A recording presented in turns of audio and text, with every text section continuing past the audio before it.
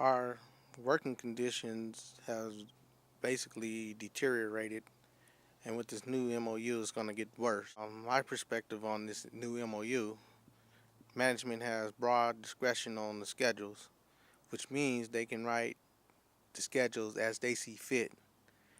As a hypothetical, they can give you 2 minutes to get from Caltrain Station to Market Street. That's totally undoable. Uh, then what they can do, if you're late, they'll write you up, have you on dismissal, um, and then you have no recourse to uh, fight your case, approve your case due to the new MOU, the grievance process. My opinion is if you get into an accident, when they have broad discretion on the schedule, they will be accidents because they will be chopping off time, forcing drivers to drive fatigue, and not giving them a chance to rest. Accidents going to transpire, and what needs to be done is we need to vote this tentative agreement down, go back to the table, and work out some new details.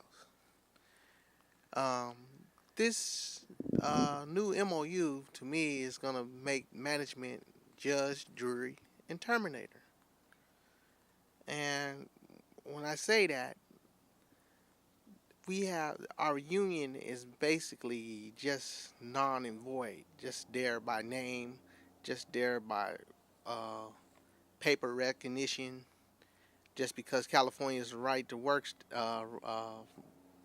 forced unionism state, and they have to have a union according to California right forced unionism policy. Um,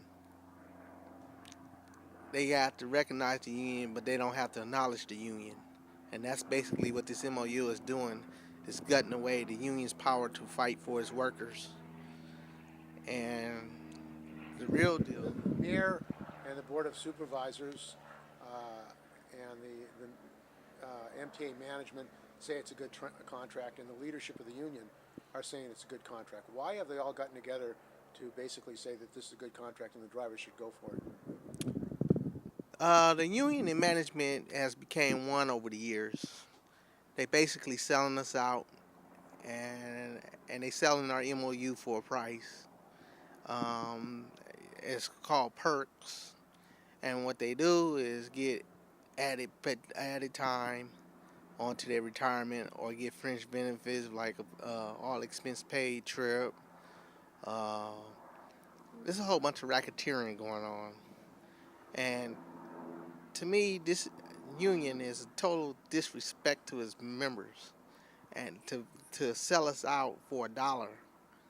I have a message for them.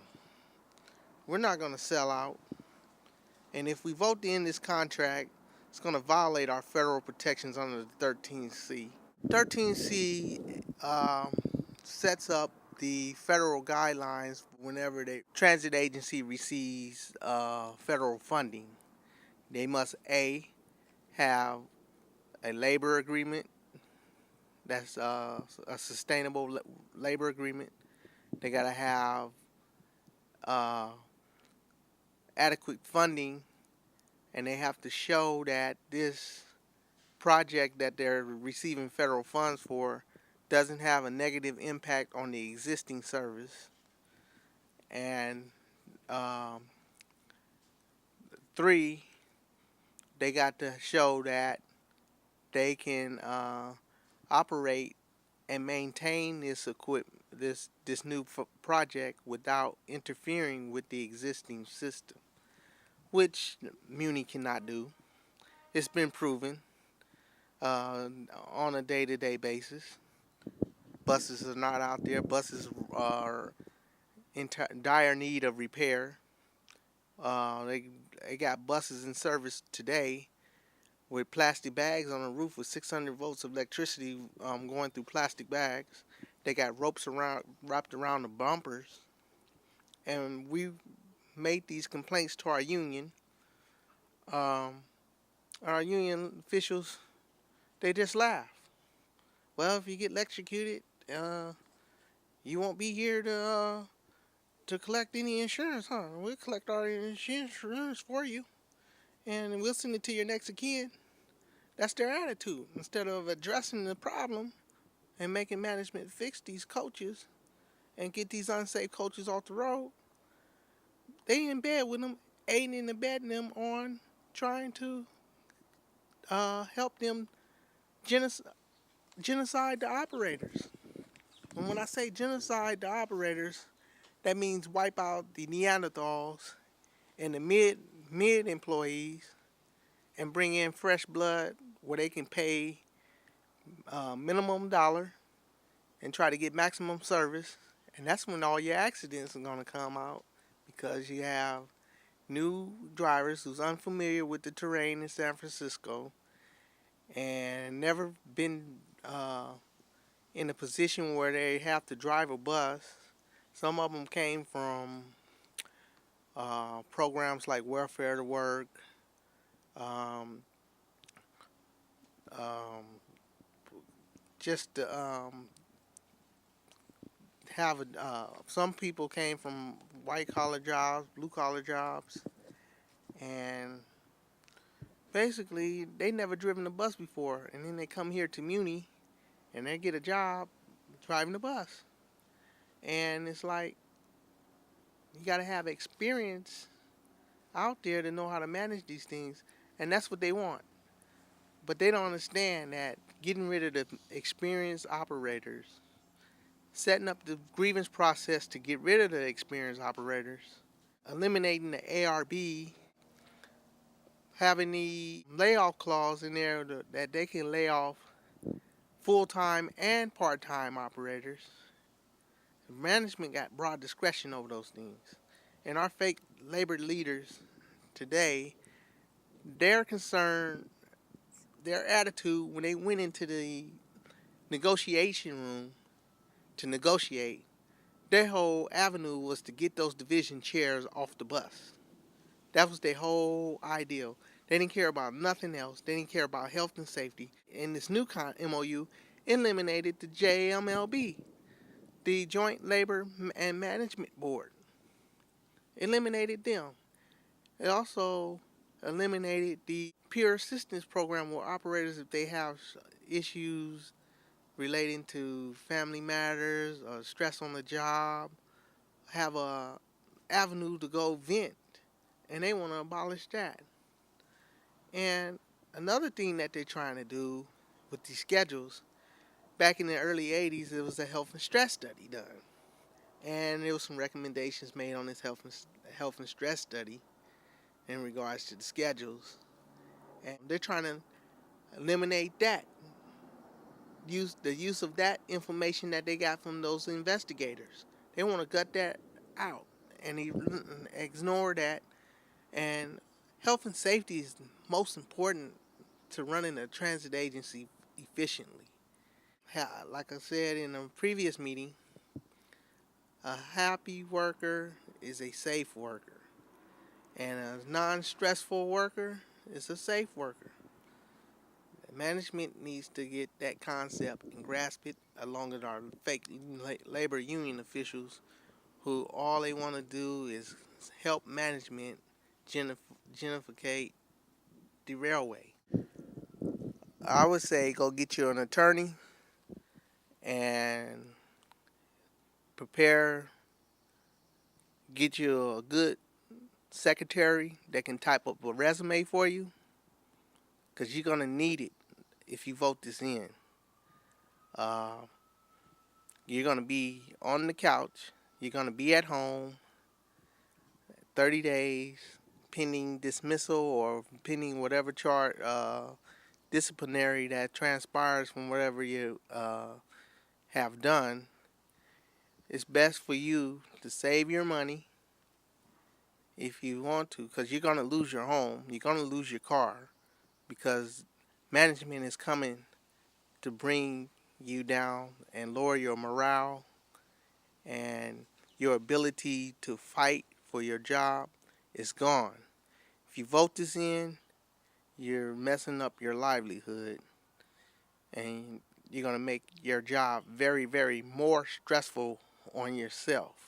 So my advice to you is to just vote this down, send our fake labor leaders back to the drawing board, give them a set of instructions, tell them don't come back to us with another tentative agreement, no less than what is on our list of demands.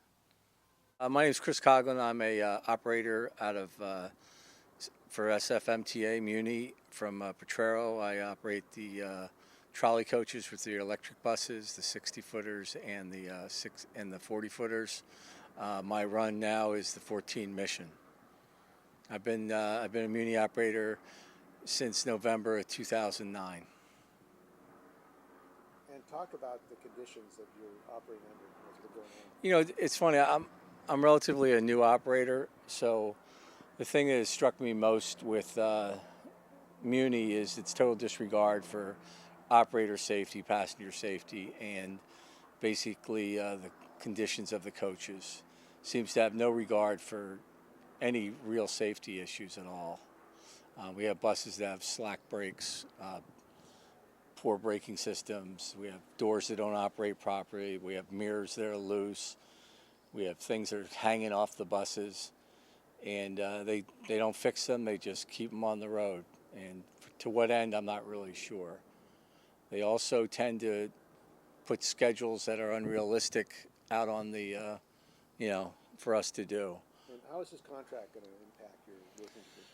Well, the contract is just going to make it tougher because as it stands now, I can actually make safety complaints and realize that if they came back at me, when they've come back at me, I've been able to have a union that would be able to step up to them and actually write a grievance out against the company for how they're treating me.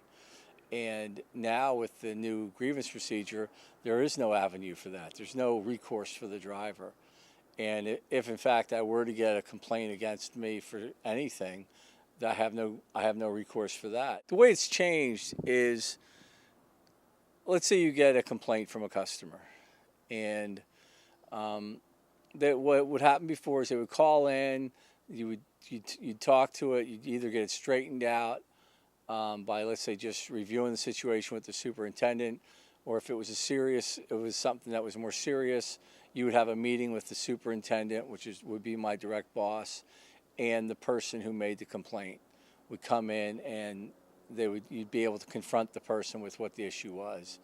And now what's happened is the new contract is moving that into where it's just all done over the phone. So you never actually get to look at the person who's making the complaint, and they have no way of actually knowing whether it was you they're making the complaint about. They're just, because all they have is some information about you and your bus number. And anybody that knows anything about Muni is that the record keeping down there is atrocious. So you could be called in for some totally random situation that you had nothing to do with. So it's quite frustrating just to think they're going to operate like that. It's a sad state of affairs.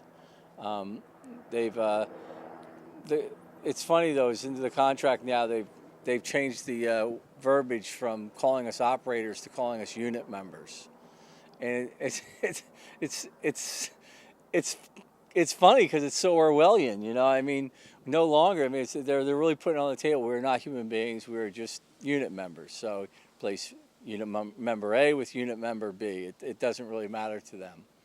So one of the other things that's happened is that they have if you're involved in an accident, the way it stands now is you go before what's called an accident review board, and it's a group of people consisting of drivers and other driving professionals in the management, and you discuss what happened at the accident. You discuss what happened, what occurred as far as who did what and how things progressed and what your thoughts were and so forth. And then they decide whether it's a chargeable accident. And that's going to now be turned over to a single employee of Muni who doesn't even need to have any driving experience. They can take some course that turns them into a certified safety expert. And next thing you know, it's like you're going to have Muni, who's going to be the judge, jury, and basically the sentencer, and the enforcer, and it makes no sense. You have and there's no recourse from that. They've removed any ability of the operator to actually grieve that procedure. So whatever they decide is what you're stuck with, and this is going to mean people's jobs when it really shouldn't. I mean, operators and drivers, we're humans. That's all. We're no more, no less, and we have to go through a day making hundreds and thousands of life and death decisions while we're operating a motor coach. We've got passengers to deal with. We've got pedestrians to deal with. We've got vehicles cutting us off, and to make it seem like we're just these so-called unit members that are machines is just ridiculous. And I think they're taking a lot of the humanity away from the job and trying to make us all plug and play, and we're just not. So it's basically the overall tenor of the whole new contract is dehumanizing us further, and I think that's a shame.